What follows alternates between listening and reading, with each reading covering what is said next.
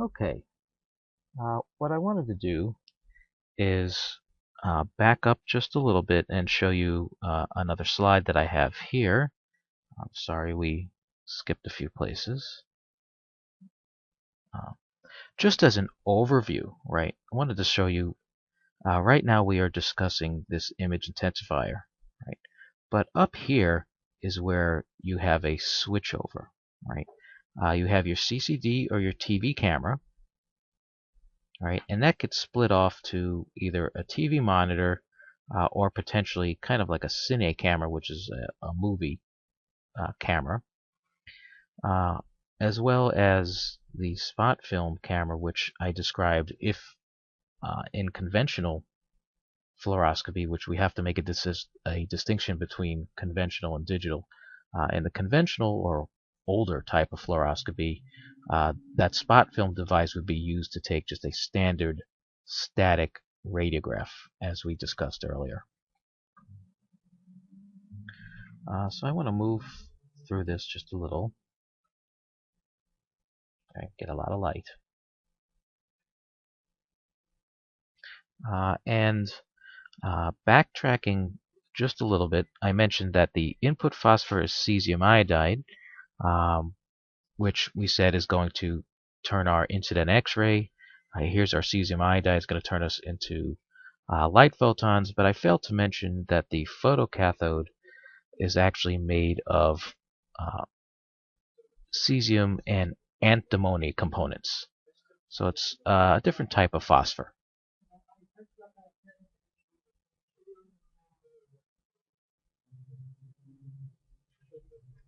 Okay, so we're up to brightness and flux gain. So the increase in the brightness produced by an image intensifier is known as brightness gain. In other words, we're gaining brightness. And there's actually two ways to do this, right? There's two ways to brighten up the image, and both of them are going to be happening simultaneously in any given fluoroscopic examination. We have what's known as flux gain, which we'll talk about first, and then we have what's known as minification gain. Right? Now, flux gain is simply the number of output light photons. You see this in the numerator versus in the denominator the number of input X-ray photons. So if you look at this, we're really going from our bottom here to our top because we're inputting X-ray photons and we're getting out light photons. And we're getting a lot more light photons than we are X-rays, right? I mean, we're starting with one X-ray, and this whole process is a flux gain of 3,000 light photons. So the flux gain is the number of light photons that are at the output phosphor over the number of X-rays at the input phosphor, right? And that's going to depend a little bit on how your voltage is applied to your image intensifying tube. And usually we're not talking about a lot of kV the same way we weren't talking about a lot of MA. We're applying, well, just a mere 25,000 volts, right? 25 kV, but that's still nothing like what we use in a typical X-ray tube. You know, if you're doing just a hand at maybe 50 or 55 kV, that's more than twice the amount of potential difference that we're applying to the image intensifier tube.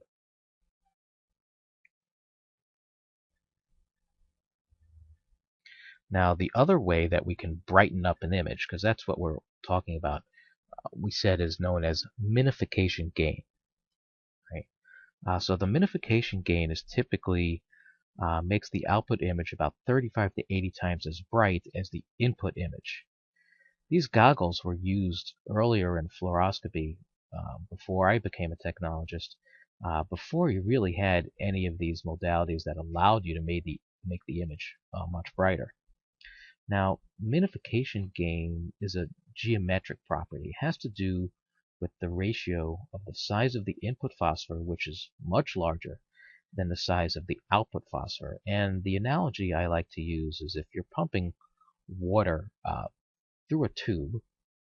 Okay, so let's say that tube is 5 inches in diameter. And then suddenly that water moves into another section of the tube where it's only a 1-inch diameter, so a much smaller, thinner diameter. What do you think is going to happen to the pressure of that water?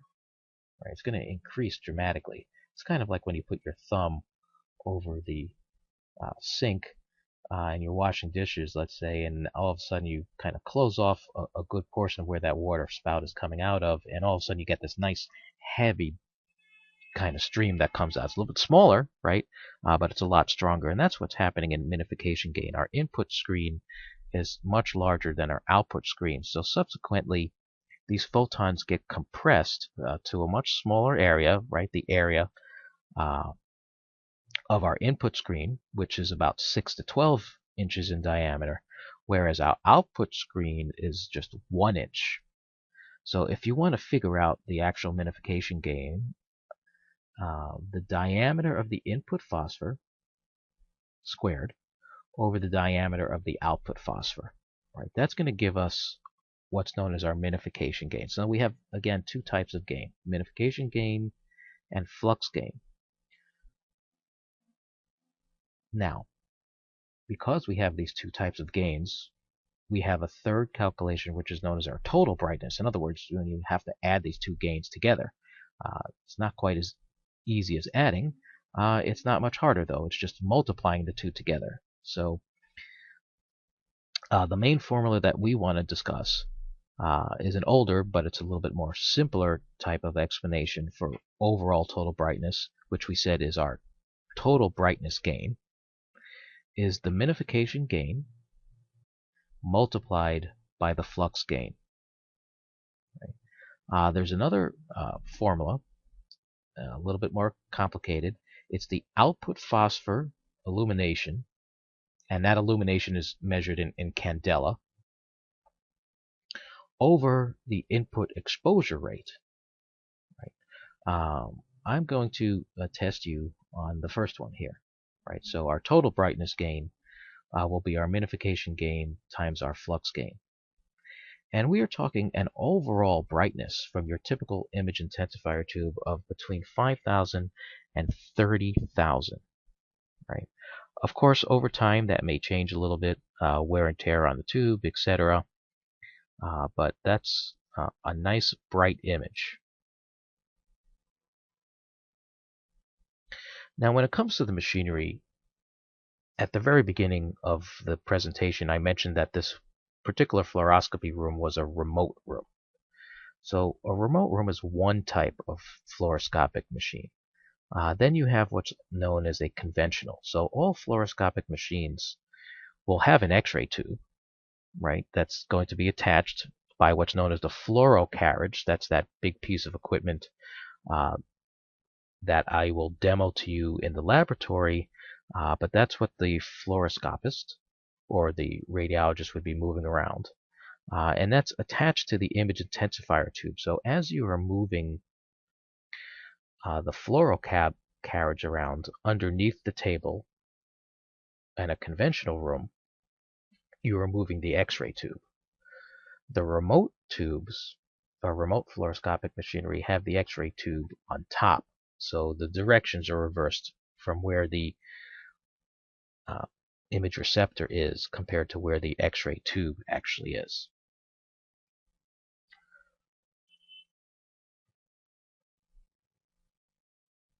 So here's an image or picture of our conventional fluoroscopic machine. This is the kind of machine we have in room 4.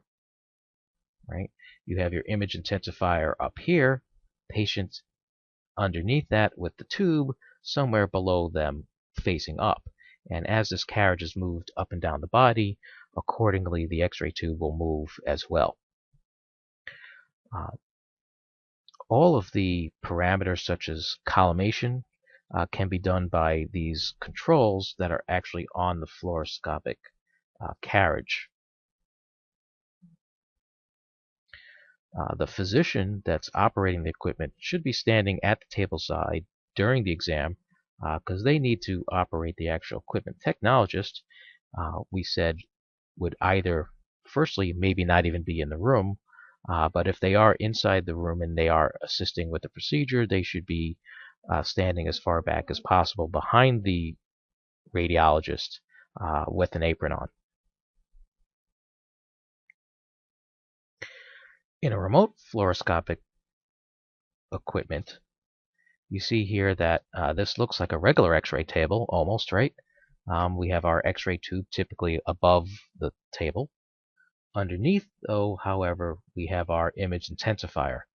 So being that this is a remote room, what that means is it can literally be controlled remotely from outside. So we can stand this table up. We can go from a supine to a standing image. We can go Trendelenburg and have to be real careful about that because now their head would be below their feet. But everything could be operated from outside, including the taking of the exposure. So the radiologist is also outside looking at monitors, using a microphone and intercom system to communicate with the patient and tell them to move around. But sometimes, depending on the patient, it's kind of hard to explain to someone how to oblique themselves, right? Also, if you have a patient that is ill or frail, in a conventional room where the patient, where a radiologist is inside the room, they can put on a lead glove and be able to actually move the patient around, get them into the position that they want. If you're doing things remotely, that's a lot more difficult. Right? The patient has to really be able to cooperate in a remote environment. Of course, to get back to the remote for a moment, there is a great benefit for a radiologist who doesn't have to subject themselves to as much fluoro, as much radiation if they're actually outside the room. I'd also like to turn now to what's known as mobile fluoroscopy. Also, in one of the images before, we saw an angiographic room that looked like a C-arm. This is an actual C-arm. This is for use in the OR, right? You'll be more and more familiar with this as you get into the clinical environment. You've probably seen it parked and sort of inoperative, but these two units connect together, and our patient will be on the table in between the two, except now you can see the cylinder over here. That's our image intensifier, and down here is our tube, and this thing can be swung in a lot of different directions. You can go from, as you see here, a basic AP view, but this can kind of flip so that it is in this horizontal stage, and you can get a lateral image and pretty much anything in between. Right, so this fluoroscopic unit, the C-arm, is used when they're doing hip pinnings or rottings of the tibia, so we can get live images literally as they're kind of hammering things in or putting screws and other types of appliances into a patient. So used very often during orthopedic surgery. Of course, the images can be stored and transmitted into the PACS, our database, just like our other x-rays are. So I want to switch over into what's known as digital fluoroscopy. Right, this is the use of a charged coupled device. We can also utilize a flat panel detector, so it's similar again to CR and DR. But what will happen is the same general process at the beginning. So at the output phosphor of your image intensifier tube, you're going to get light. Right? No matter what mode of fluoroscopy, conventional or digital. That's where it kind of switches off. If that light is sent directly to a television tube, that's going to display the image on a monitor. And there's really nothing you can do except store that image. But if you want a digital image that can later be reconstructed, can later be manipulated, you're going to want to take that light and turn it into something that a computer can understand, so that it can then be reconstructed and manipulated in different ways after the fact. So this is very similar to what we were discussing last week. We're going to take our light, we're going to convert it to an electrical signal, right? So we need a photocathode, or what's known as a photodiode, to do that. Once we have an electrical signal, we'll pass that through our analog to digital converter, because remember, computers don't like electrical signals. I mean, they need electrical signals to operate, but in terms of reconstructing and how they do their processing, they work with binary code, ones and zeros. So our analog to digital converter will take our voltages and turn those into ones and zeros, binary code. So that'll allow for post-processing and electronic storage and distribution. So in general, a digital fluoroscopy unit, this is a digital X-ray imaging system, right? It's going to produce dynamic images just like our conventional system, but now we have the ability to store them and manipulate them, right? So it's all based on how our image and in what manner it's digitized. In conventional fluoroscopy, you're not really digitalizing anything, right? You're maybe videotaping it, which is still a rather analog format. Of course, the advantages, just like CR and DR, of digital fluoroscopy over conventional fluoroscopy is one, our speed of acquisition is much faster. There's no need to process any type of film. We can also do instantaneous subtraction, meaning we can turn densities that are white-black, and we could do black-white, right? So all of the sort of Photoshop image manipulation that you see in typical DR and CR units is built into digital fluoroscopy, right? So the spatial resolution is also similar in that we're going to have a matrix of pixels, so kind of a checkerboard of pixels that can be manipulated. So just like digital images, we can window them, which is change their contrast, and we can also change the level, which is change the brightness. We still need our image intensifier, though, because if we started off with a very low level light image, a very dark image, there wouldn't be much we could do to it. So we need that image intensifier to start things off. So once upon a time, our discussion of fluoro kind of stopped here. You had your image intensifier hooked up to a TV camera and then hooked up to a monitor. Now take a look here at the bottom. This is a little bit simplified, but you can see we have our image intensifier, but now we have, instead of a TV camera, we have a CCD, and there's a split here, right? So we're going to take that beam and we're going to split some of the information to our monitors and the rest to our computing system, right? To our analog to digital converter, and ultimately to be reconstructed and stored in the memory. Right, so some of our digital advances, right? See, again, before I get to that, here's our fluoro carriage. Here's our lead aprons being worn. We have a patient that's in almost an erect position, right? Always make sure that this step bottom of the table is put there because we don't want our patients to fall, so that has to be in place. Here's the monitor that's mounted to the ceiling. You can see that this is a General Electric unit, but all of the major manufacturers make fluoroscopic equipment. Some of the digital advantages are very good high spatial resolution, much more signal to noise ratio. Signal is always good. We'll talk about some of what DQE is in another class, but at this point we can just say that it has a high detective quantum efficiency. Doesn't require any warm-up. There are a lot less types of artifacts that you see. Maintenance, I wouldn't say there's no maintenance, but there's less.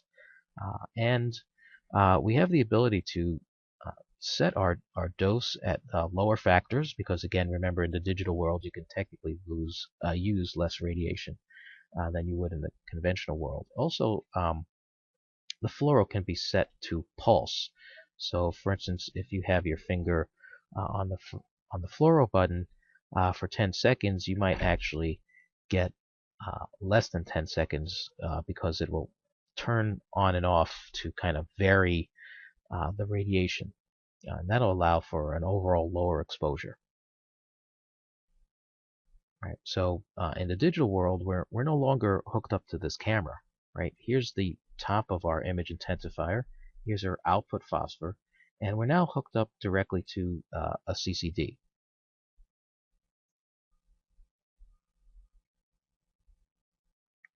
Also, as mentioned, we can utilize this digital fluoroscopy um, in the special procedure suites. Right, so here it kind of looks like a giant C-arm. Right, here's our image intensifier and our CCD.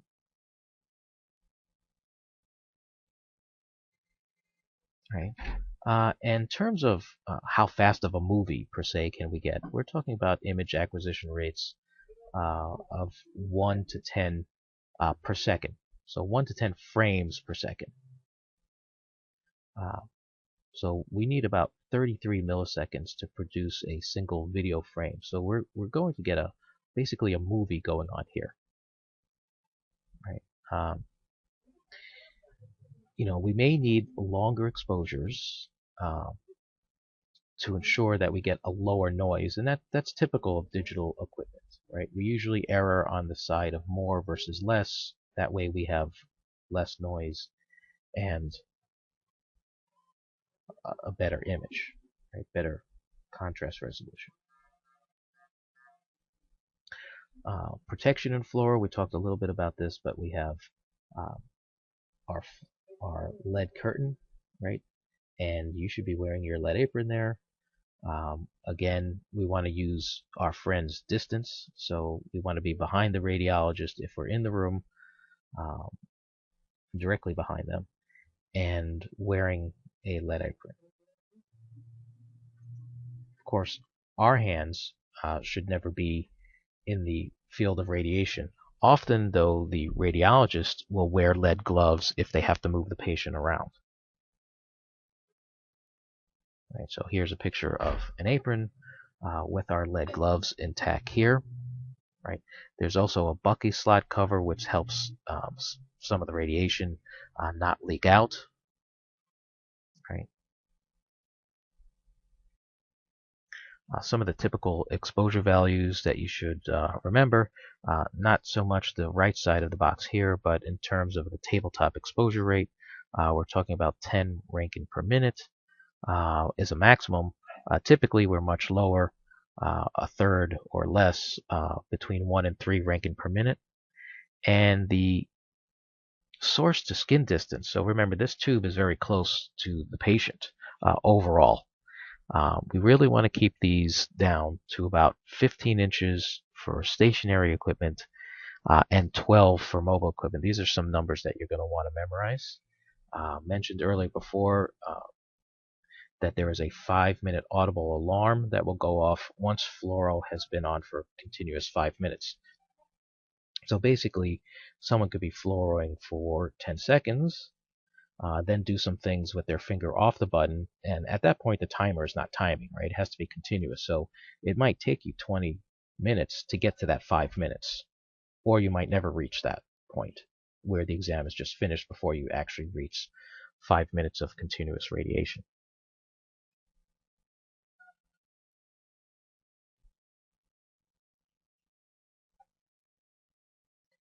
We'll just take a quick look here. Okay, this is our last slide. And typically, for cine fluoroscopy, we're averaging about 7.2 Rankine per minute. And in conventional radiography, this really isn't used anymore, but there was something known as a 105 film, which would be connected to the unit, and you'd have to take this roll off. That's conventional non-digital. So you get these small little circles of images, right, that would have to be attached to a 1417 that is like a strip and run in the dark room. You would have to use this tape.